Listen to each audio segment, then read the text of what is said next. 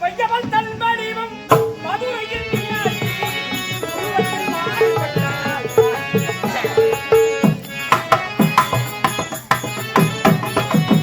உருவத்தில் மாறுபட்டாள் காட்சியில் காமாட்சி பையவள் தன் வடிவம் மதுரையில் மீனாட்சி உருவத்தில் மாறுபட்டாள் காட்சியில் காமாட்சி கங்கையிலே குளிக்கிறாள் காட்சியில் காமாட்சி கங்கையிலே குளிக்கின்றாள் காசினி தாலாட்டி கங்கையிலே குளிக்கிறாள் காட்சியில் காமாட்சி அன்னையர்கள் பலரும் அவனுக்கு அன்னையர்கள் பலரும் அவருக்கு இணை அவருக்கு கண்கள் காதலில் பழகினார்.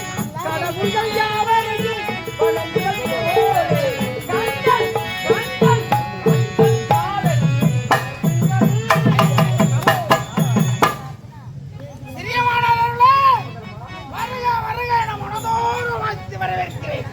இதுவரை உன் அண்ணன் மகன் 51 பெண்கள் திருமணம் நடந்து கூட இந்த வைவசுவாப்பட்டிற்கு வந்தார்கள். சந்திரனுக்கு 27 பெண்களையும் ஆசுமாமணிவருக்கு 13 பெண்களையும் 10 பெண்கள் யமதர்மனுக்கு இருப்பவள் ஒருவள் தாட்சாயி ஈசனுக்குரியவள் 51 பெண்கள் திருமணம் நடந்து கூட வைவசுதாப்பட்டிற்கு அடிய வச்சு வைத்திருக்கிறார். வந்ததற்கு காரணம் என்னவென்று எனக்கு ஒன்றும் புரியவில்லை. மாமா அமருங்கள், மாமா அமருங்கள். நீ அமர்ந்து அறியறியா? ஆ, நான் அமரலாமா? தாராளமா. இல்லை, நான் ராஜா. ஏதோ மாமா ராஜா. என்னை தாராளமா. ஆராய், ஆராய். என்னை நாரதா, வேதாந்த பாரதா, வேடினே சாரதா, மாறாய், மாறாய். ஏதோ மாமா ராஜா. வேடினே சாரதா, மாறாய், மாறாய். வாசகத்தில் அமருங்கள், மாமா அமருங்கள். எங்கள் சொற்களால் எங்கள் கண்டால் அந்த விவரம் அறிய முறைப்பார். எங்களுக்கு சென்றால் எங்கள் கண்டால் அந்த விவரம் அறிய முறைப்பார்.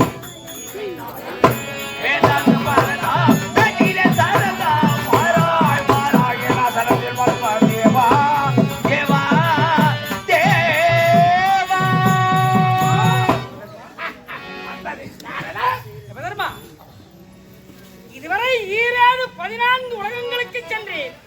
சென்ற இடத்துல ஒருத்தவனே நான் உட்காரவே சொல்லல. ஐயா, அது என் மருமக பிள்ளை நீ. பெரிய மாமனார் அல்லவா? நீ அமர்ந்த அரியணையில் என்னை நீ அமர்த்திருக்கிறாய். உன்னை நான் சும்மா விடுவேனா? ஆமா. என்னையா உரைக்கிறாய்? உண்மையை உரைக்கிறேன். அப்படியா? பூலோகத்திலே ஒரு பெண்ணானவள் உன்னையே குறித்து தவறு உலகத்திலே என்னை கோரே ஒரு பெண் தவம் இருக்கிறாயா? எதற்கு சொல்லும் மாற்ற விந்தையில விந்தையாக இருக்கிறது மாமா. எந்த இல்ல மருமக பிள்ளையே உன்னை குறித்து தவம் வருகிறான். உலகத்திலே பாமர மக்கள் அனைவரும் எவன் பாவி என்று யோசிக்கொண்டு தூத்திக்கொண்டு பூத்திக் கொண்டிருக்கிறார்கள். அப்படி இருக்க தருவாய என்னை கோரி தவம் செய்கிறார். அவன் எதற்கு உன்னை குறித்து தவம் வருகிறான்? தொட்டு தாலி கட்டியான அவன் கணவன் இறக்க வேண்டும். அவன் கள்ள புருஷன் என்றாய் இருக்கிறது. மாமா என்ன உரைக்கிறாய்? ஒருவேளை தர்மத்தை மறந்து அதர்மத்தை புரிந்த அந்த வரத்தை கொடுத்து விட்டால் மேலே பருவத மலை கீழே அக்னியார் ஓடி ஆபத்தில் வந்து விடுவேன் என்றாரா? அங்கிருந்து 2 தென் திசைக்கு வந்திருக்கிறார். மாமனார் வேண்டும் என்று இதற்கு வேற ஏதோ பயம். ஏன் இல்லை? அவள் கேட்க வரத்தை வார்த்தையோடு எப்படி மாமா? உன்னை தொட்டு தாலி கட்டினான உன் கணவன் நீண்ட நாள் உயிரோடு கொடுத்தவரை இது வர கள்ளப்புரசன் சாக வேறு தாவத்தை இதை வைத்தவன். சியாவா? அவர் எங்க இருக்க தெரியுமா? மாமா அதோ அந்த மலையடி வாரத்தில் கன்னியாசி கோலத்திலே மரபுரி தரித்து காவிகா மரம் பூண்டு மஞ்சள் ஆடை கட்டிக் கொண்டிருக்கிறார். புறப்படலாமா? தாராளமாக புறப்படு.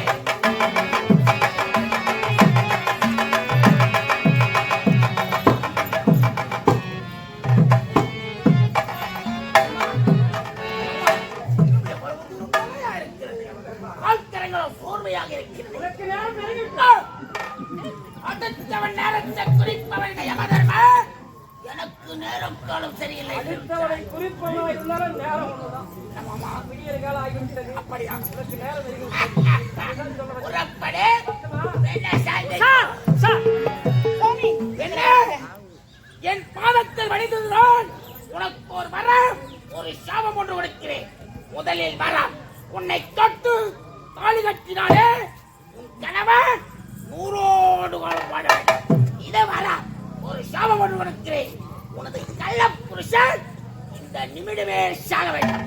ஒரு வரம், ஒரு சாபம் ஒன்று கொடுத்திருக்கிறேன், பெற்றுக்கொள் வருகிறேன். சுவாமி, எனக்கு தொட்டு தாலி கட்டி என்னுடைய கணவர் எங்க இருக்கிறாரு தெரியுமா? இல்லையே, இறந்த கிடக்கு இந்த பிறந்தான் சாமி என் கணவர். கலக்காரல ஒன்னா நம்பர் கலக்கார இவனுடைய பேச்சை கேட்டு பூலோகத்தில் வந்து மாட்டி விட்டானையா. என்ன பிறப்பது ஒரு முறை, இறப்பது ஒரு முறை. இறந்தவனை எடுத்து அடைக்கலம் செய், இருக்கும் வேலையை புறப்படுகிறேன். என்ன சுவாமி, தாலி கட்டிய கணவரோடு 100 ஆண்டு காலம் என்ன வாழணும்னு வாழ்த்துட்டு உயிரை கொடுக்க முடியாதுன்னா எப்படி சுவாமி? கத்தினாலும் கதறினாலும் அழுதாலும் முரண்டாலும் உன்னுடைய ஜம்பம் என்னிடம் பழிக்காது. வேண்டாம் பிடிவாதா, வாதத்திற்கு வரதுண்டு. பிடிவாதக்காரி என்று எனக்கு இப்போதுதான் தெரிகிறது உன்னை பற்றி. விடே சுவாமி, என் கணவருக்கு உயிர் கொடுக்காம இந்த இடத்தை விட்டு உங்களை போகவே விட மாட்டேன். அப்படியா? ஆமா. ஓ மாமா, இருக்கும் இடத்தை விட்டு இல்லாத உனக்கு ஆசனம் கொடுத்தே தப்பியா?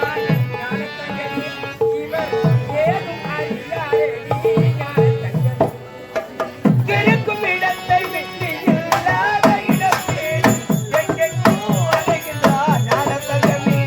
அவன் ஏதுவாரி யாரடி ஞான தங்கமே. இருக்கும் இடத்தை விட்டு இல்லாத இடத்தில் எங்கெங்கும் அலைகிறாய் ஞான தங்கமே. அவன் ஏதுவாரி யாரடி ஞான தங்கமே. நெஞ்சில் நன்கு வைத்து நாவினில் நன்கு வைத்து நெஞ்சில் நன்கு வைத்து நாவினில் நன்கு வைத்து நல்லவன் போல் நடிப்பார் ஞான தங்கமே.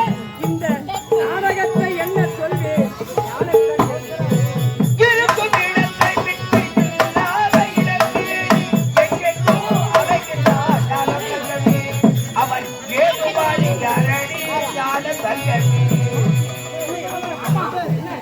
மாமனார் என்பதாலே நம்பி உன் பின்தொடர்ந்தே வந்து இல்ல மாட்டி விட்டாயா? உனக்கே ஆமாயா என்ன மாப்பிள்ள சொல்றீங்க? பூலோகத்திலே நான் ஒரு பெண்ணை பார்த்து விட்டேன். நீ ஒரு பெண்ணை பார்த்தா பார்த்தாயா? இவளைத்தான் பார்த்து விட்டேன். பலம் ஒன்று சாபம் ஒன்று கொடுத்து விட்டேன். இறந்து கிடப்பது கணவனாம் உயிருக்குடைய காலவெளித்து கொண்டாடுகிறான். புத்தி இல்லாத செய்த வேலை விடிய வர சுத்தி வர நான் என்ன சொன்ன அந்த மலையடி வாரத்தில் கன்னியாசி கோலத்தில் மரபு தரித்து காவிகாமரம் மஞ்சளாடி கட்டிவிட்டான். அப்படி மஞ்சளாடிக்கு கருப்பாடி.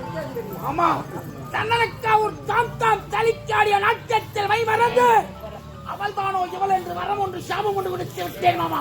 இன்னும் அங்கேயே இருக்கிறியா? என்ன மாமா செய்வேன்? விடு, கொடுத்த வாக்கை நாம் மீறக்கூடாது. அவள் என்ன கேட்கா? கணவர் உயிர்தான். ஆமா, அது எப்படி பண்ண முடியும்? ஏன் முடியாது? மும்மூர்த்திகள் இட்ட கட்டளை என்ன தெரியுமா? பூலோகத்திலே விதி முடிந்தவுடன் உயிரை எடுப்பதுதான் என்னுடைய கட்டளை. உயிரை கொடுப்பதற்கல்ல. அவர்கள் சொன்னா கொடுப்பேன். மும்மூர்த்திகள் சொன்னால் கொடுப்பேன். என்னால் முடியும். உனக்கு முன்னதா வந்துட்டாங்க.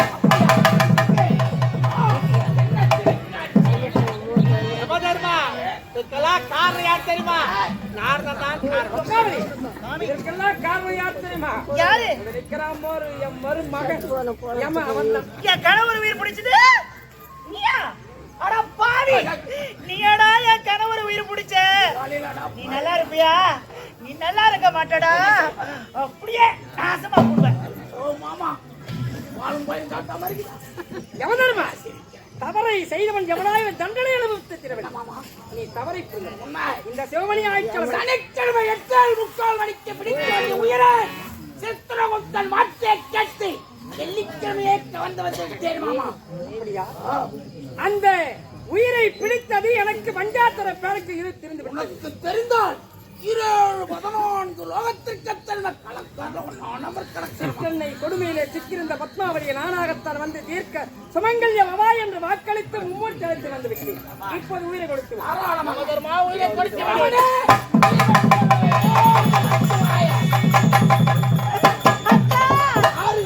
என்னை அத்தாது என்று சொல்கிறாளே. ஆமாம், நீ யார்? எங்களை தெரிகிறதா? நான் போட்டாவில் பார்த்தேன். உயிர் பிடிச்சதாவனா? சிவமணி, இவள் யார் தெரியுமா? இவள் தான் உடைய மனைவி. இவள் ஒரு மாதவ மனைவிளக்கு, மாசற்ற மாணிக்க பெண் குலத்தின் பொன்விளக்கு. எத்தனையோ பெண்மணிகள் மண்ணிலே தோன்றினார். சத்தியவான் சாவத்து தன்னுடைய கணவனையை மீட்டார். நலாயினி தன் கணவனை தெரியாமலே சாவத்தை கொடுத்து உணவனாக்கினார். மும்மூர்த்திகளை 3 குழந்தையாக்கினார் அனுசுயா. மதுரையே எரித்தாள் கண்ணகி. அந்த மன்னன் மரபிலே பிறந்தவள் தான் இந்த பத்மாவதி நீ பிணமான போது நடந்த திருமணமே அல்ல. இன்று மும்மூர்த்தி முன்னே நடக்க போவது இதுதான் பத்மாவதி திருக்கல்யாணம்.